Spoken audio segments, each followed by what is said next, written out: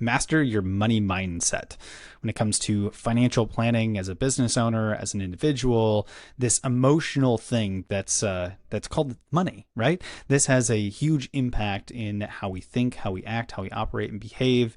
And today I'm so excited to sit down with a good friend of mine, Jessica Mosman.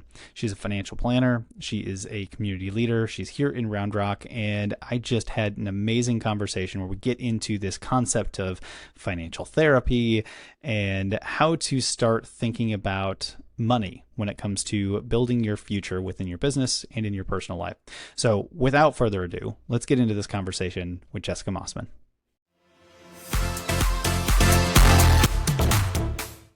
Jessica, welcome to the Ownership Advantage podcast. So excited to be sitting down. I know we've known one another for a little bit now, but for the audience who hasn't met you, give us a little bit of context.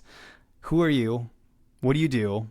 And I think that'll lead into some really fun conversation on financial related things. So tell us who you are. Thanks, Tanner, for having me. I appreciate you and for allowing me to be here on your podcast.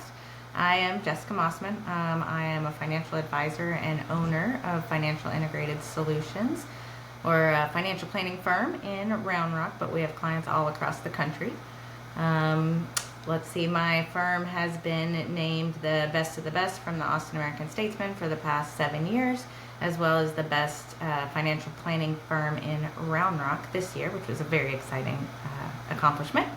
And all of that to be said that we're doing what we're supposed to be doing, which is helping people and changing lives. And so I do that through all different aspects of financial planning and financial coaching. And my goal is just to help people grow from what they have, wherever that place is, to where they want to be. There's no cookie cutter kind of approach. It's really just a matter of how do we find out where you're at and where you want to go. It's amazing, and congratulations on the recognitions and all that sort of thing.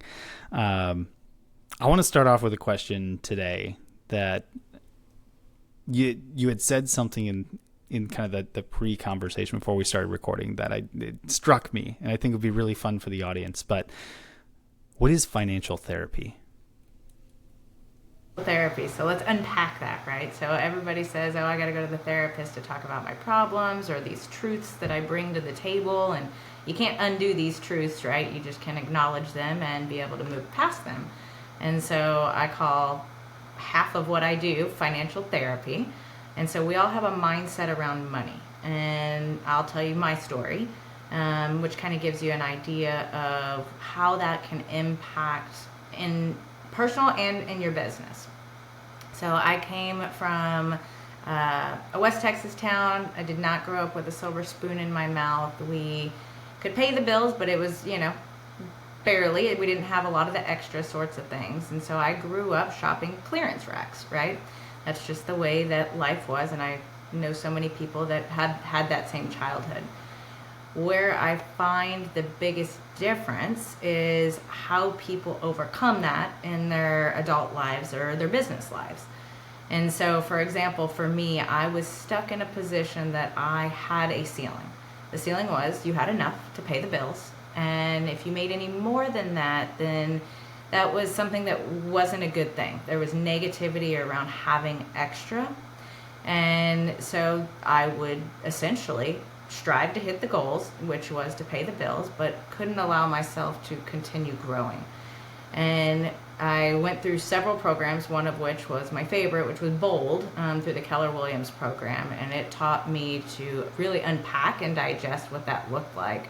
And what I realized through that experience was that I just didn't know what that extra could be utilized for on purpose, right? I have a very big passion for nonprofit work, giving back to others, etc. And so I never was able to consider that as part of my baseline. And so once I started including that in, things started to change. And so from that point, you hit your goal. And I was told one time, all right, well, if you get complacent, go buy a bigger house. You'll make more money. And it's not about the money, it's how you can use it, right, to do the things that you want and love to be a part of. And so that's just, a quick snippet of my story, but I see it all the time in business and in personal financial planning, that people either have that side of it, or they have I grew up with a silver spoon and I deserve to be in the silver spoon, but I'm not going to put the work into it. And so again, that comes to, okay, well, we have to unpack that and realize, there's work that has to be done. Luck does not pay bills in most cases. And so that gives us a good baseline foundation of working together with clients. And to be honest with you, I think that is why I have a 99% retention rate with all of my clients, because we break down those hard things first, and then we can go on to education and actual planning. So I hope that answers your question. Yeah, no, I think it's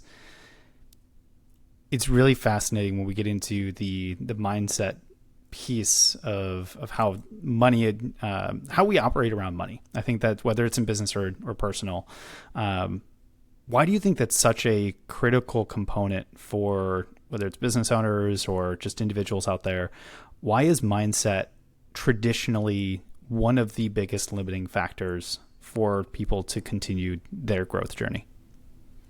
I truly believe it's because they don't take the time to step away from the business or their personal lives to see what do they want to do? What do they want their obituary to say, right? What do they want their legacy to be? Not just what is happening today. We don't work all these years to just pay bills. And I think a lot of the times we're groomed to do that, where if we bring intentionality to our lives, then we can determine, okay, what can I do with these successes, right? I always say you go from surviving to thriving with just a mindset.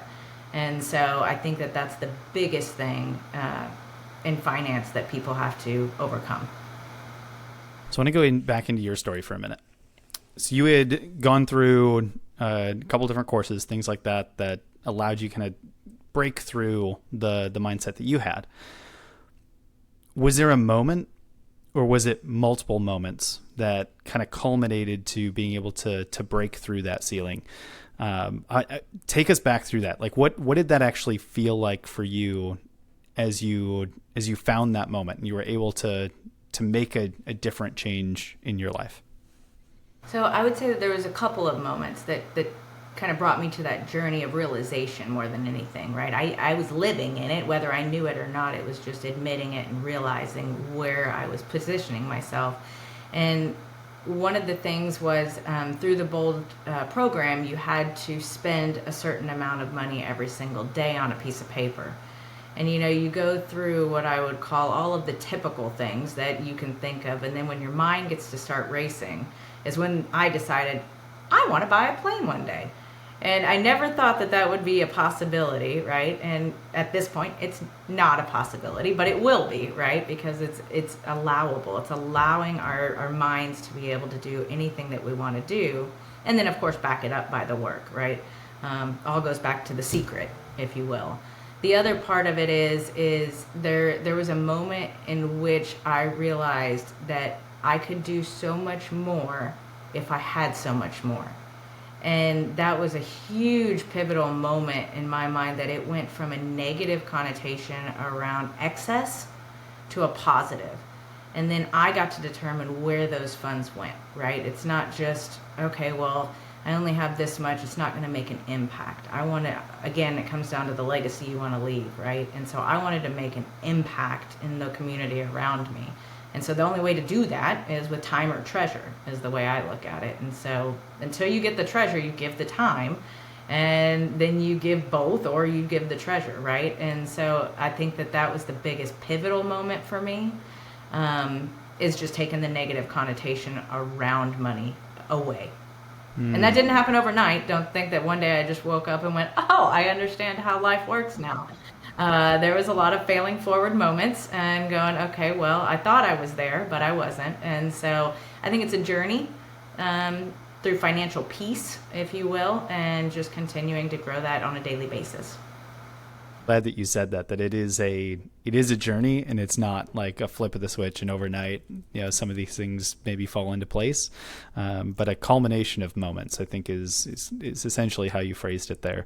But you said something else that has really resonated with me, because I've been really thinking about this a lot more recently as well. And it's what's the impact? What's the more we can do with the resources that we're allowed to have in our lives. So if we have more financial resources, it gives us the ability to have a greater impact. That could be, if you're a business owner and that's your zone of genius and you want to acquire more businesses, think about all the potential team members that you get to employ and give jobs to and take care of, and support their families. And there's so much more that can be done that's outside of just my bank account gets really big. Right. And I mean, that's not bad either, right? But right. That doesn't leave the impact that the other things do. Yeah, absolutely. I think I've shared this story before, but I want to share it again here because I think it's super relevant. And it was one of those moments for me that was probably very similar to the moment that you went through. And I was talking to a mentor of mine, and he was sharing how he's gone on, he's built some very large businesses, now has a whole bunch of toys and fun things, has a couple Lamborghinis, things like that. And, he said for him, there was this moment when he went back home, was cleaning out, their childhood home, something else like that, he and his brother and whatnot. And they were going through a whole bunch of stuff in, their room, and came across this, poster of a Lamborghini from, back when he was, 9 or 10 years old or something like that. And he's like, I completely forgot that I wanted that. At some point, I forgot how to dream. And I had to put that back on the list. And I was like, oh, I hadn't thought about that before. I was really bad at dreaming and putting like bigger things out there, because it kind of has just, been beaten out of us, aged out of us. I don't know. We forget some of those things that, why deny those amazing things in life that we always wanted when we were kids, just because we got a little bit older? It's like, well, no, throw it back on there, have some fun with it, use it as a tool to continue to strive for things and have the impact. So I thought that was a really cool story. I think it aligns with some of the things that you shared, so I wanted to share that. So on that, I will say, with my staff every year for our annual plan, they tell me it's kindergarten workshop day, but I tell them, okay, we're making goal posters. I also say be careful with what you put on your goal posters, because dreams do come true, especially if they are your focus. But I also, on top of that, I take my clients through, one of the meetings that I take them through is the LSD meeting, the Let's Start Dreaming meeting. And it's the opportunity to allow them, to give them space to really start dreaming, because I think you're exactly right. At some point, we're taught that you can't do that. Someone tells us that we can't do that, and that's that mindset again. But the minute that you can open that vault up and see the kind of magic is, first of all, I think that you get to know someone in such a deep way. Right? You find out what's important to them. It may not be the Lambo. It may be the fact that they want to go spend time with their wife driving around in that, right? And so you get to really get to understand people and what their goals are a lot clearer that way. Yeah, I really, really like that. On this topic, before we get into, because I do want to get into a little bit of financial planning and some more kind of tactical things, but this mindset piece is such a big piece. How does emotion play a role when it comes to money and planning around money? So there's the idea of scarcity, right? And so I believe that literally from poor to rich does not change with the amount of money in your bank account. It is solely the way that you feel about the money. And what I have found is that people live in a scarcity mindset are so limiting. And so they can't ever, it's almost like a victim mentality, right? That they can't change their ways. When you see somebody that has the exact same amount of savings or place in their business, and they see it as that they're prospering, and you just see, oh my gosh, this is unlimited amount of potential. All they need are the tools, right? And so it's a lot easier to help somebody that doesn't have to change the mindset and just provide them the tools versus changing a mindset. Because some people will never change their mindset, and that's something that is difficult as an advisor to go through that, right? But you can only change somebody that wants to change. And so I tell people, the minute you can shift that gear in your head and say, you know what, I am the richest person in the world, all of a sudden something triggers in your brain, and the ability to do all the things that you need to do will come, right? And it's just it's so cool to see that evolution happen. I've had clients that I've started working with 10 years ago that they started out with a very, very small, transactional type of thing. They are now a multi-millionaire with 3 different businesses that I've got to help lead them through this process. And it's such an exciting journey for me to be able to be the fly on the wall and sit back and see what that evolution looks like. How do you guide your clients through that? Especially those that aren't completely walled off and they're open to at least some level of change, especially from an emotional and mindset piece. How do you guide them through that change? Well, you have to think of it I believe you have to think in everything has to be education based, right? People will make their own decisions, and as long as you equip them with the knowledge, they're going to make the right decision. It's not my job to decide for them. It's just my job to make sure that the right tools are put in front of them and explained in a way that the day-to-day people can understand, right? All the jargon is cut out. And so for the personal side, obviously we have a lot of those kinds of conversations around what do you want retirement to look like, etc. And then on the business side, and sometimes there's an overlap, because I would say 50% of my clients say when they retire, they're going to go start a business. And so before we are even close to retirement, I say, okay, well, let's start thinking about that. What does that look like, right?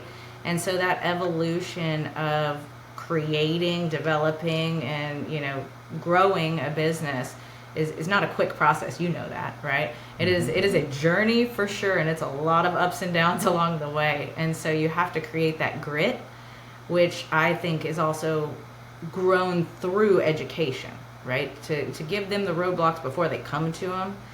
That's one thing that I say that kind of, I guess, sets me aside a little bit, is I own a couple of other businesses too. So I'll be the first one to admit I have failed forward time and time again, and I'm proud to say it, because if I can save you a moment of failing forward, then we are winning. And to let them know that the struggle, they're not the only one on their journey. There's lots of people that are in the same position.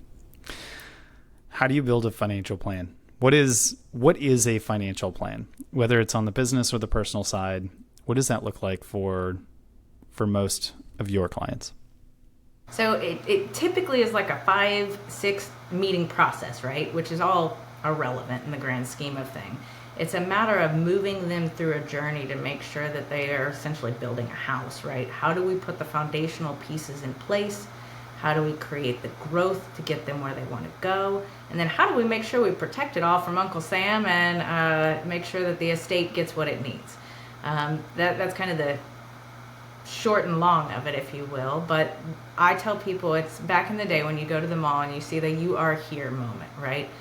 Well, okay, we have to know that, but then we also have to know where you want to go. And then each plan is customized based on what the wants are. Now, don't get me wrong, I'm going to push a little bit to extend those wants to be bigger and better than what they may be looking for, because that's the fun part, right? We have to have the stretch goal, if you will. But the reality is, I always tell people, you're never going to be mad if you have more at the end of the day than you had when we started. And that's the reality of it.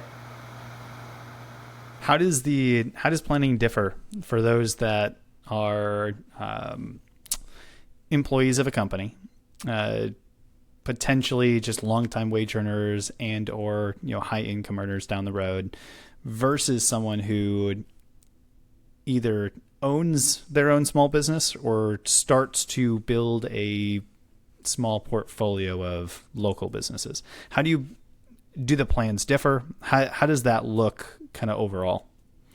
Well, I think the biggest piece in the differentials in that is liability and taxation, right? I mean, everybody else kind of has the same journey. It's just a matter of how extensive the journey is, right? And so I have no minimum requirements. I work with clients of all sizes intentionally because of my story, right? That is the reason I went into this business. So somebody that can do $100 a month, and that is all that they can do at this moment, that's a totally different plan than somebody that has a trust of $50 million that I'm managing, right? Completely different outlooks on what everything looks like. But they're all going through the same process. So the taxation wise is, right, when you make more money, you pay more in taxes. We all, with the tax days coming up here right around the corner, of course, people are thinking, how do I save as much money in taxes as possible? And so we have to look at different strategies based upon what that is. Same thing in the business world, right? A business that's a startup looks completely different than a Fortune 500 company. And somebody that has a portfolio of, a couple of small businesses versus a couple of, a Grant Cardone that owns multi-million dollars worth of properties and businesses, etc. They're completely different in the strategy, but the actual plan is very similar. We want to make sure we save as much as we can from Uncle Sam and put it into our future pocket to make it grow more. That's essentially, if it's not that, then I don't know exactly why they're coming to me. Well, you bring up an interesting point that I think is, maybe something we should touch on here. And, at the time of this recording, it's the end of March. As you mentioned, we're coming up on kind of tax deadline and all of that kind of stuff here in April. At what point should someone start thinking about tax planning, so to say, and when should they be thinking about it? Is now the right time when we're 20 days out from tax deadline, or when's the appropriate time to start having some of those conversations with folks like yourselves and other tax planners? So today for next tax year would be great, right? Because you have the ability to make the changes and do the things. I tell people no matter what, you should be having a proactive tax planning conversation with your CPA and your advisor no later than October of the year, before you have to file your taxes. Because there's only so many things that you have the ability and time to do. And the reality is just because you can do it doesn't mean you have the cash flow to do it, right? And so people get frustrated that they go, I wish I would have known sooner. So, no sooner, right? That's the biggest takeaway. Now, there's also what I call the oh no, tax time's right around the corner. Can I do anything? There is a very small handful of things that you can do between now and April 15th. If March 15th's already passed, so sorry, S-Corps, you're out. But by April 15th, right? And then there's one thing at all that you can do by October 15th or September 15th. So between those things, you're so limited. I say a CPA is wonderful at looking backwards, but your advisor is the person that you want to have looking forward. And so if you don't start employing some of these ideas now, you're going to run out of time and you're not going to be able to take full advantage of what you could have. Such a powerful thing to be thinking about. And obviously in our world, we're very proactive on planning in general when it comes to business, all the different things when it comes to building your business. We can't really do anything if we don't have the plan. You got to know where we're headed. And it sounds like it's really not that much different from a financial side, especially as it bleeds over beyond just business, but into personal finance and all that sort of thing as well. When we think about business owners specifically, what are some of the biggest mistakes that you see business owners make when it comes to managing their money? Through different phases, right? There's different what I would call red flags or complications that we have to overcome, and outside of mindset, right? That's the big one. But as a startup, a lot of the times I see this commingling of funds that you don't really know exactly if that was business or not. Can we write it off or not? I would say, you need to be the least smartest person in the room when it comes to doing these things, whether it's having your accountant, your bookkeeper, your legal team, your advisory team. You need to employ the people that have already done all of the work and education behind this, right? Don't make the mistakes that I'll tell you I did because I thought, I could learn that. It cost you. Every time, you have to go, well, okay, 2 steps forward, 1 step back. And so having that team in place very early on in the stages of business is, I believe, a make it or break it thing. mid-sized business to large, one of the biggest things I see is not having an operating agreement that has a buy-sell in place, meaning if one of the partners passes away, I'm not going into business with your husband, right? Or your wife. And so how do we do that? Not only having it, but having it funded. I've seen too many times that doesn't look like they think that the plan's in place, they have the writing in place, but nothing to back it up. And I've seen some really, really sad stories that come of that, some fire sales, etc. And then, this is kind of one of those terms I guess everybody says is begin with the end in mind. What are you how are you going to exit this business, and create the strategy like that, rather than just running the business all your life to pay the bills and never deciding or discussing how you're going to exit. Because every decision leads to the positive or negative outcome of that exit down the road. I always joke with many of the business owners that we talk to, and there's a lot of them that say, well, I don't ever want to exit my business. I love what I do. It's the quick reminder of we all exit the business, whether we choose it or not, maybe vertically or horizontally, but it's going to happen one day, whether you want to or not. There's so much there that I think is really important for business owners to understand overall. And this understanding of the financial side of it and what the impact is for whether it's their retirement, thinking that they can get a certain valuation for the company, the cleanliness of the books. You mentioned that from a kind of the startup phase in terms of I don't really know what was a business expense and what wasn't, but I'm sure you've seen just as well as I have. There's plenty of, we'll call them more mature businesses that operate much the same way, and then they look to sell or get financing even.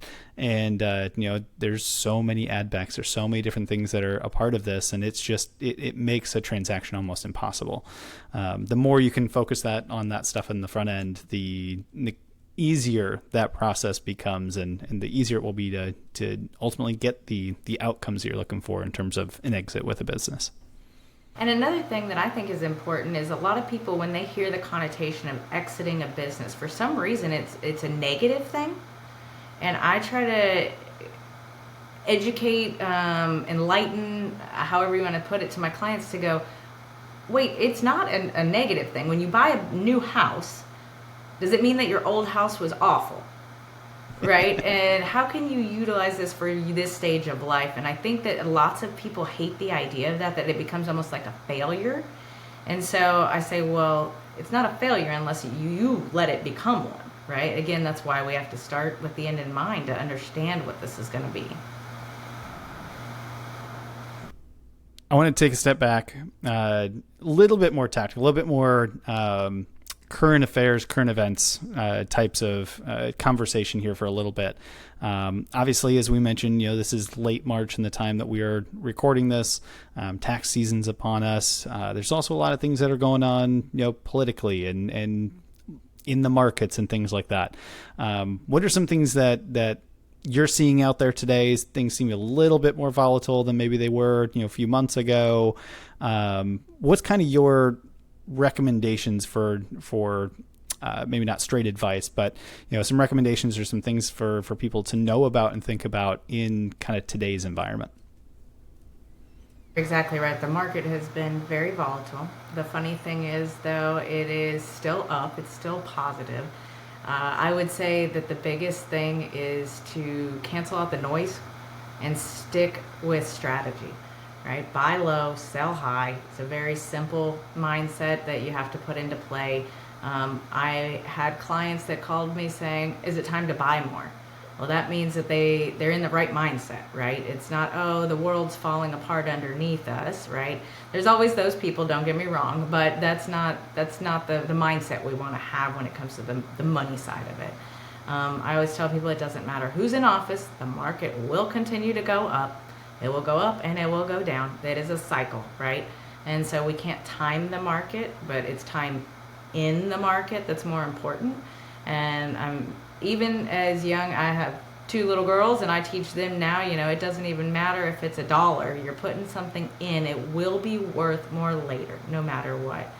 And so I think just keeping that kind of steady approach, again, not listening to all the noise that's out there, and just understanding that those are opportunities. Going back to my why I'm here, how I got here, everything's on clearance. Go buy it, right? Why would you be upset about that when you could buy your favorite thing on discount and then get to ride the wave up? On the flip side, when the wave's coming down, right, don't panic. You haven't lost anything unless you sell your position. And the only person that makes that decision is you if you sell. So that comes back to either shut the noise off completely or hand over that responsibility to somebody that can shut the noise off.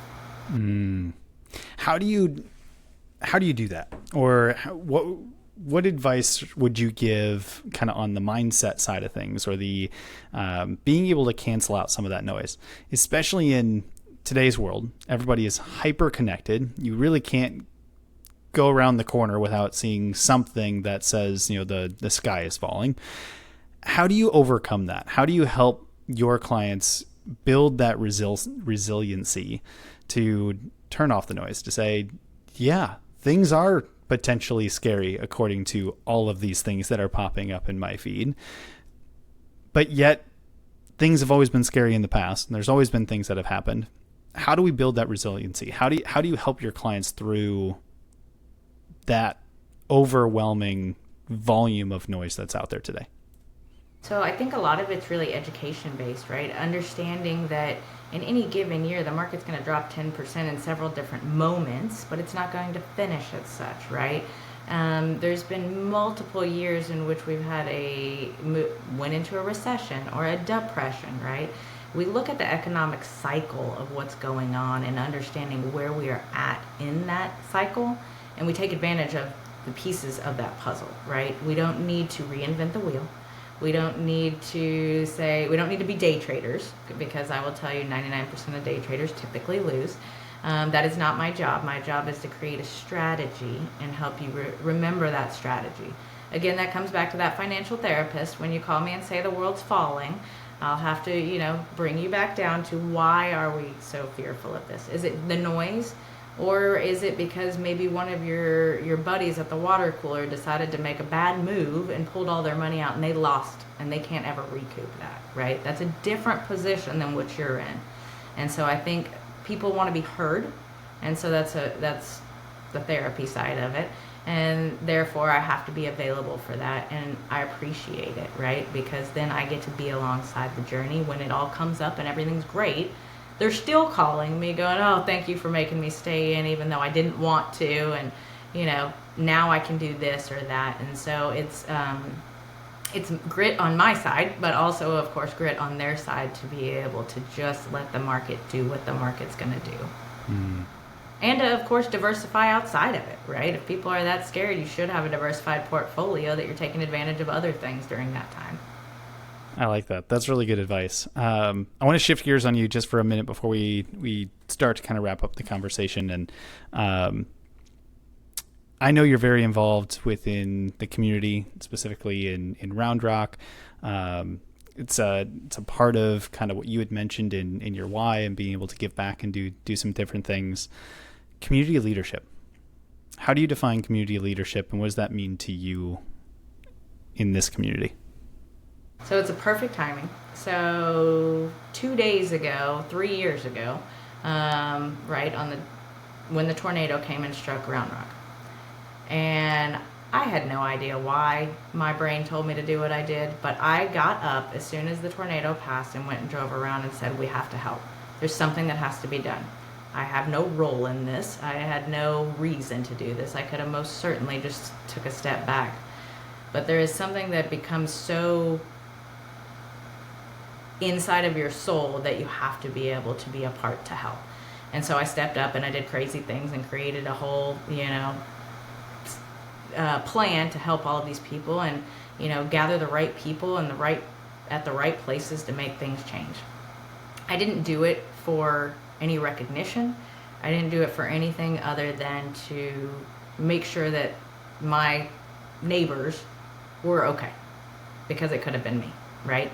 And so, as you mentioned, I'm very involved, whether it's through the political aspects. I sit on a couple of different commissions, or the nonprofit aspect. I believe, again, we weren't put here just to go to work, right? We're here to make an impact. And so those are the things that excite me. I was asked the other day what my hobbies were, and I couldn't really think of them besides work and kids. And then I went, well, I guess politics and nonprofits I could consider hobbies. Outside of that, I have too much else on my plate. But to me, those are the things that make Round Rock Round Rock. And I've been genuinely just overwhelmed with how amazing the people are to share in this community, whether it's their knowledge, whether it's their time, whether it's just helping you understand where you might want to be because you haven't seen that for yourself. And so I've had lots of mentors, and that has definitely made big shifts in the way I think of things. And so when you put all of the things, all the stars in alignment, it makes for a good community and a good world to be in. Well, it's always been, as someone that's also, in the Round Rock community and seeing some of the community leadership of many different individuals out there, it's been really fun to kind of see your involvement over the last several years. And clearly that has a major impact on the things that you do within your business and the clients that you help and the community that you support. So I just want to say thank you, because it's really fun to see that. Jessica, I want to thank you for taking the time. Before we officially close this out, for those that want to get to know you a little bit more, that want to have a conversation with you on finance related things, or just want to connect with you as a fellow community member here in the area, where can we advise them to go for more information? You can check out txfinancialsolutions.com, or you can find us on Facebook at Financial Integrated Solutions, or I'm probably at a local chamber or political event near you. I love it. Well, for those that are listening, that are watching, please take a moment, go reach out, say hi, go to a local chamber event, see if you can find her. I would say, hey, saw you on the podcast, wanted to come say hi, all that kind of stuff. So Jessica, thank you so much. This has been an absolute pleasure having you on today. Thank you, Tanner. I really had a great time. Appreciate you.